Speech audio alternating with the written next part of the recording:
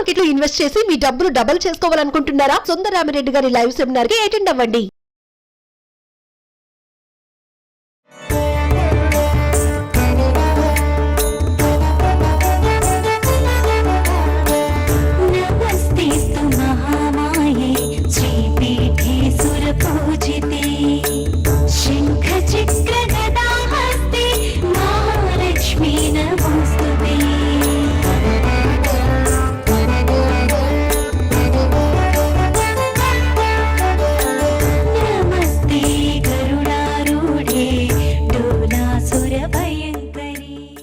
Avis hospital సమర్పించు Dasara special kitchen shoot కి స్వాగతం. నమస్తే రమగారు. నమస్తే జయ. రమగారు, దసరా శుభాకాంక్షలు అండి. మీకు దసరా శుభాకాంక్షలు జయ. మీకు కూడా సుమన్ టీవీ ప్రేక్షకులందరికీ దసరా పండుగ శుభాకాంక్షలు. దసరా పండుగ అనగానే ఇది ఒక రోజు 2 రోజుల్లో కాదు రమగారు, 9 రోజులు జరుపుకునే పండుగ. 10వ రోజు విజయదశమి కాబట్టి అమ్మవారికి చక్కగా 10 నైవేద్యాలు చేసుకుంటాము మన వీలు వెంబడి. కానీ ఖచ్చితంగా కొన్ని నైవేద్యాలు మాత్రం తప్పకుండా ప్రతిరోజు చేసుకుని పెట్టుకునే అలవాటు ఉంటుంది కదా. వారి కోసమే రమగారు స్పెషల్ కిచెన్ చేస్తా ఉన్నామండి. రమగారు నేను కూడా కలిపి. అమ్మవారికి అసలు ఏ ప్రసాదం అంటే ఎక్కువ ఇష్టం రమగారు? మనకి లలితా సహస్రనామంలో విశేషంగా కనపడతాయి పాయసాన్న ప్రియ. అమ్మవారికి పాయసం ఇష్టం. అంటే మీకు తెలుసా, చాలా మందికి ఒక వస్తుంది. మీకు తెలుసా, మీరు కనుక్కున్నారా, మీరు అడిగారా అని. ఎవరినైనా అడగటం ఎందుకు, లలితా సహస్రనామం చదువుకుంటాం. వరుసగా కనపడతాయి. హరిద్ర అన్నయిక రసిక. హరిద్ర అన్నం అంటే పచ్చటి అన్నం. పులిహోర కదా. ముద్గౌదాన సక్త చిత్త. ముద్గౌదానం అంటే పెసరపప్పు వేసి వండిన అన్నం. గుడ అన్న ప్రీత మానస అంటే అమ్మవారికి గుడ అన్నం ఇష్టం. 4 అన్నాలు వివరంగా కనపడుతున్నాయి. అన్న విశేషాలు ఏవైనా సరే చిత్రాన్నాలని మనం అమ్మవారికి నివేదన పెట్టచ్చు. మీరు ఒకటి ఆలోచించండి, నూనె పదార్థాల ఇది గారెలు, బూర్లు, అరిసెలు, అప్పాలు ఎన్నో చేయొచ్చు. అవన్నీ టైం టేకింగ్, కష్టము, చేతకాపోతే బాగా కుదరదు కూడా. కానీ అన్నానికి ఏముంది, సులువు కదా. అన్నం వండటం బేసిక్. ఆ బేసిక్ అన్నంలో మనం ఏ విశేషమైనా చేసి అమ్మవారికి పెట్టుకోవచ్చు. రోజు పాయసమే పెట్టుకోవచ్చు, రోజు పులిహోరే పెట్టచ్చు, రోజు హల్వానే చేసి పెట్టచ్చు. ఏది చేసి పెట్టినా ఆమె కాదందు. మన అవకాశాన్ని బట్టి, వినియోగాన్ని బట్టి చేసుకోవటమే. పాయసాన్నం చేద్దాము అంటే ఇది 3-4 రకాలుగా ఆల్రెడీ మన ఛానల్లో ఉన్నాయి. ప్రతి సంవత్సరము చేస్తూనే ఉన్నాం. సులువుగా ఒక మందపాటి గిన్నె ఉంటే, ఒక 2 గ్లాసుల పాలుండి, 1 గ్లాసు బియ్యం ఉంటే చాలు. ఈజీగా చేసేసుకోవచ్చు. చేసి చూద్దాం. ఓ ఇత్తడి గిన్నె పెట్టుకుందాము. మనం ఏ గ్లాస్ తో చేయదలుచుకున్నామో అన్నం కొలత ఉంటుంది కదా. ఏదో ఒక డబ్బానో, మన రైస్ కుక్కర్లలో ఇంతంత డబ్బాలు వస్తాయి. దేంతో చేసినా ప్రతిదానికి ఒకటే కొలత. మొదట 1 గ్లాస్ బియ్యానికి 2 గ్లాసులు నీళ్లు. గ్లాస్ బియ్యము శుభ్రంగా రాళ్ళు రప్పలు లేకుండా బాగు చేయండి. చక్కగా కడిగి పక్కన పెట్టండి. 10 నిమిషాలు పెట్టినా చాలు. ఇంకొక గ్లాస్, 2 గ్లాసులు నీళ్ళు పోసాం. మనం కొలతకి ఏది పెట్టుకుంటే దాన్ని 1:2 అంతే. 2 గ్లాసులు నీళ్లు బాగా తెల్లనివ్వండి. ఓ 2 గ్లాసులు, 1 గ్లాసున్నర పాలు పక్కన పెట్టుకోండి. మొత్తం పాలతోటి వండొచ్చు, లేదా పాలు పైన పోసుకుని కూడా వండుకోవచ్చు. పైన పోసేది చూపిస్తున్నాను ఇప్పుడు. నీళ్లు మరిగే లోపల మనం బియ్యం కడిగి పక్కన పెట్టుకుంటాము. పాయసంలో మనం వేసుకోదలుచుకున్న కిస్మిస్లు గాని, తర్వాత ఏమో జీడిపప్పులు ఉంటే అవి పక్కన పెట్టుకోవటము. బాదం పప్పులు వేయదలుచుకుంటే 1 అరగంట సేపు నీటిలో నానబెట్టి సన్నటి చీలికలు చేసి, చెక్కు తీసేసి చీలికలు చేసేయండి ఒకటి. తర్వాత ఏలక్కాయలు ఒక 10-12 చేసి ఒలిచి చక్కగా మెత్తటి పొడి దంచి పెట్టుకోండి. అందులో కొంచెం పంచదార వేస్తే పొడి మెత్తగా అవుతుంది. పలుకులు కనపడకూడదు. నల్లటి పలుకు కనపడితే వస్తువందంగా ఉండదు. ఒకటి. రెండోది, అన్నానికి ఏలకుల సువాసన పట్టదు. పొడి మెత్తగా అయిపోవాలి, నల్లగా కనపడద్దు. దాన్ని నూరాలంటే మనం పంచదార వేస్తే చక్కగా మెత్తటి పొడి అయిపోతుంది. అది చేసి పక్కన పెట్టుకోండి. ఇవి తెలిసిన వాళ్ళకే కాదండి, తెలియని వాళ్ళకి చెప్పడానికి ఈ పని. ఖచ్చితంగా. నీళ్లు తెరులుతున్నాయి కదా. అవునండి. నీళ్లు ఇప్పుడు మీరు కడిగి పొయ్యి మీద పెట్టచ్చు. తెల్లిన నీళ్ళల్లో వేస్తే ఇంకా స్పీడ్ గా అయిపోతుంది. దాని దారిని అది అవుతుంది. మనం ఇంకో పని చేసుకోవచ్చు ఈ లోపల. అంటే పండగ పనుల ప్లానింగ్ లో ఇదొకటి అన్నమాట. చేయటం కాదు, స్పీడ్ గా చేయటం కూడా ఇంపార్టెంట్ కదా రమ్మగారు. అదే మనం ఇంకో పని చేసుకుంటాము.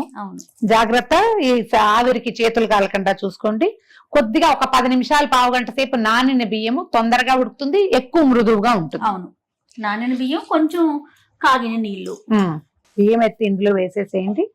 అన్నం ఉడకనివ్వండి. ఇది బియ్యం నీళ్ళంతా ఎగిరిన తర్వాత మనం పాలు పోసుకుంటాం. ఇందులో పాలు తక్కువ పడతాయి అంటారా రమ్మగారు? పాలు తక్కువ పడతాయి. నీకు పాలలోనే ఉడికిన అన్నపు రుచి వేరు, టెక్స్చర్ వేరు. అన్నము ఒక రవ్వ ఏమంటే మన బిరుసుగా కనపడుతుంది అవును. పాలలో ఉడితే. మీరు రథసప్తమి పాయసాలు గమనించండి, అవునవును. ఎన్ని పాలు పోసినా కూడా అన్నం బిరుసుగానే ఉంటుంది.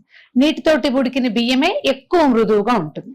పాయసానికి ఇది అవును. చిమడుడకాలి, అవును. అదనమాట పాయింట్. పాలు తగిలితే అన్నం తొందరగా ఉడకదు, ఉడుకు పట్టదు ఎందుకు. బిరుసు ఎక్కుతుంది. ఒకసారి కదిపేసి అన్నం హైలో పెట్టేయండి, ఏం పర్వాలేదు. దగ్గర పడ్డాక పాలు పోసుకుందాం. ఈ లోపల జీడిపప్పు కిస్మిస్ వేయించుకోవటము. తర్వాత మీ బెల్లం మీద మీకు అనుమానం ఉంటే గనక బెల్లం కూడా కరిగించి పక్కన పెట్టుకోండి. నేను రెగ్యులర్ గా అదే పని చేస్తా. చివరికి పోసుకుంటే పాలు విరక్కండా ఉంటాయి. ఏదైనా ఇసుక మట్టి ఉంటే అవన్నీ మనం తీసేయగలుగుతాం. ఇది వేయించేద్దాం, బెల్లం కరగబెట్టేది. వెలిగించేనా? వెలిగించి కొద్దిగా నెయ్యి వేసుకుందాము. నెయ్యి వేసేయండి గారు.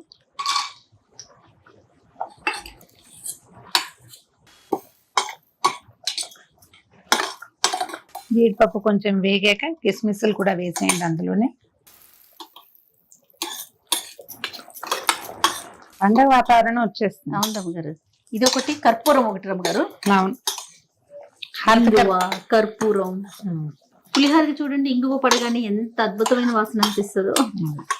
బాదం పప్పులు వేసుకోదలుచుకుంటే అవి కూడా వేసుకోవచ్చు. బాదం పప్పుకి ఏంటంటే ఇట్లా వెంటనే వేయించడానికి ఉండదుగా, ఒక గంట అరగంట నానబెడితే గానీ ఆ తోలు రాదు. అవును. ఆ తోలు ఊడొచ్చాక సన్నటి చీలికలు చేసి గనక ఉంచుకుంటే బాగుంటుంది, పాయసాల్లోకి రుచిగా ఉంటుంది.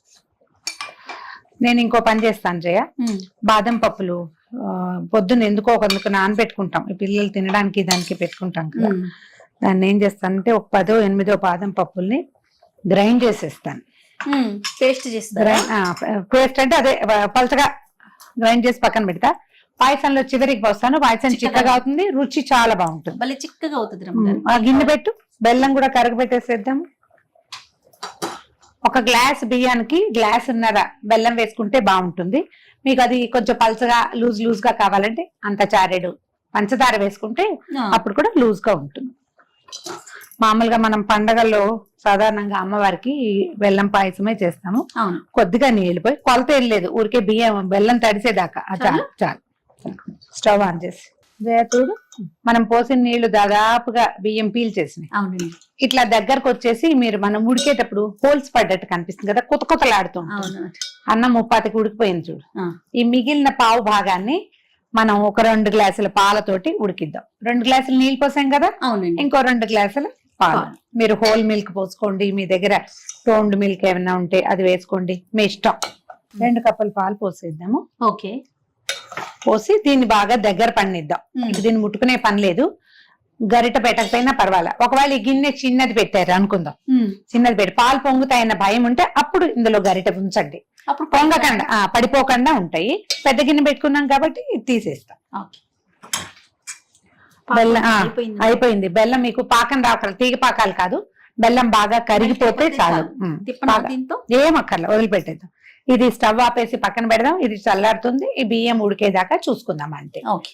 కొంచెం నీళ్ళు ఉన్నట్లు అన్నం దగ్గర పడింది చూడు, పాలే ఉన్నాయి. ఇప్పుడు ఈ బుడగ వస్తోంది కదా, బుడగలు తగ్గాలి. తగ్గితే మొత్తం పాలని అన్నం పీల్చేసినట్టు. ఓహో, అదే లెక్క. బుడగ తగ్గింది అంటే కుత శబ్దం తగ్గింది అంటే అన్నం ఉడికినట్టు, తడి తగ్గిపోయినట్టు అన్నమాట. మనం ఈ పాలన్నీ పోవాలి అని పెట్టుకున్నాం అనుకో, అప్పుడు ఏమవుతుందంటే కోవాలాగా వస్తుంది, రుచి ఎక్కువ బాగుంటుంది. ఈ పాలుగానే ఉండగానే పలచగా ఉండాలన్న ఉద్దేశంతో గనక మానేస్తే రుచి తక్కువ. అందుకని ఇది మొత్తం పీల్చాక మనం ఏం చేయొచ్చు అంటే, ఒక గ్లాస్ పాలు, 2 కప్పులు ఆల్రెడీ పోసాం కదా, ఒక గ్లాస్ పాలు మరిగించి అంత పంచదార వేసి కాగబెట్టి పక్కన పెట్టుకోండి. అది మనం వడ్డం చేసుకునేటప్పుడు నివేదనకి కాదు, మళ్ళా మనం ప్రసాదం అందరికీ పెట్టేటప్పుడు ఆ మరిగిన పాలని మీరు చక్కగా దాన్ని కూడా తీసిపోయి దేవుడి దగ్గర పెట్టి ఆరగింపు పెట్టేసేయండి. చివరికి వడ్డించేటప్పుడు ఈ పాలు ఎత్తి పాయసంలో పోసేయండి.